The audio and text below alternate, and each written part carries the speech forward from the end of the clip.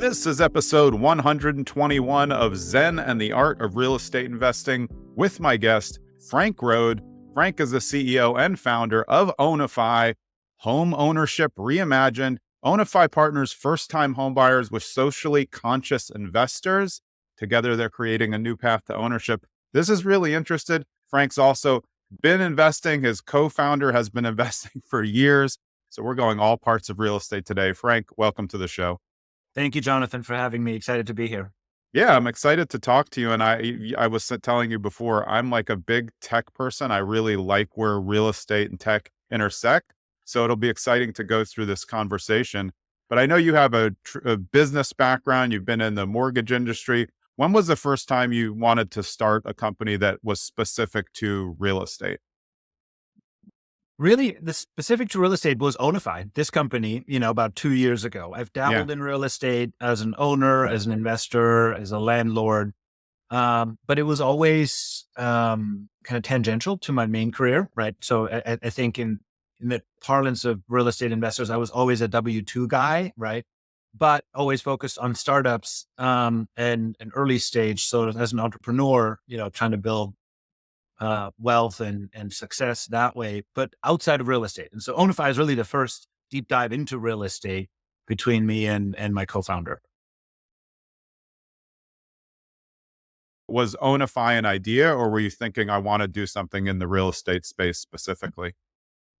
Ownify really came out of kind of two founding reasons and two different directions. One was my personal experience when I bought my first home. This is now 20 years ago in San Francisco, a condo. And, at the time I had a good job, was making decent salary and, but didn't have the savings for the down payment. Right. And this was, $824,000 condo, in 2003, mind you. That's very light in San Francisco, which we'll talk about. Yes. Yes. And at the time, my parents helped me with the down payment, which was very nice. And, obviously really grateful for them. And I ended up purchasing the condo and lived in it for a number of years, eventually rented it out. And, so that was all good. But at the time I remember thinking, how come I have to borrow money for the down payment or have to have my parents help me? Shouldn't there be a better path here? And that kind of stuck in the back of my head. And subsequently I started an online insurance company with a couple of co-founders. I ran a company called Nomis Solutions more recently, which was a software company. And as part of that journey, running Nomis, we built the pricing engine for a lot of the large mortgage lenders. So I got very deep into the bowels of mortgage math, right? How does the mortgage work? How does, the benefit for the consumer work? How does the benefit for the investor work? When does it work well? When does it not work so well? And, working with a lot of the big mortgage lenders, we were ingesting their data. And what I saw more and more was that the first time buyer was getting squeezed out, for a number of reasons. And we can dive into exactly what's driving that problem in the market. In regard to your journey, though, I also want to hit on one thing about Ownify before we get into the full scale. So when we talk first-time home buyer now, what I've seen a lot is there's a lot of newer investors who are choosing to keep renting and then buy an investment property first. Is this something that can be an option for that too? I know we'll get into it more, but I'm seeing the differential where, sometimes people are choosing to rent because it makes more sense, but then they have options to invest, as a first-time buyer would become an investment property. Yeah. So we definitely encourage folks who are renters to invest in Ownify, in buying either shares in homes directly or investing in the fund we've started. Obviously subject to SEC accreditation guidelines and all that. Yeah. But the core value proposition to the first time buyer is really designed around an owner occupant, someone who lived in the home, rather than using Ownify to finance an investment property, right? That's not the intent, and that's not what we're currently set up to do. Yeah. And again, we'll get to it, but it's investors that are funding it. So that's how they get together. And that's where we'll connect the investors. Just in regard to your journey, though, I think a lot of this probably relates to affordability too. And with you buying your first place in an area like San Francisco, which has taken a very long turn to where it is now, what has it meant to be operating as a homeowner and someone, an investor who's been in that market in your journey through all these companies and just with real estate in general? Because now you look at San Francisco, it doesn't look like it did, 20 years ago, but there's opportunity everywhere in some Yeah. fashion. Well, I think for me, it just highlighted one, how important real estate is to wealth creation, right? I think for everyone, not just in San Francisco, but in particular in cities where home prices have continued to appreciate, disproportionately, right? And it just, Right. if you can get into the property market early on, it's a great driver of wealth accumulation. And the flip side of that is also how hard it is to get into the market, right? And you see this here probably in San Francisco, but in most coastal cities, right?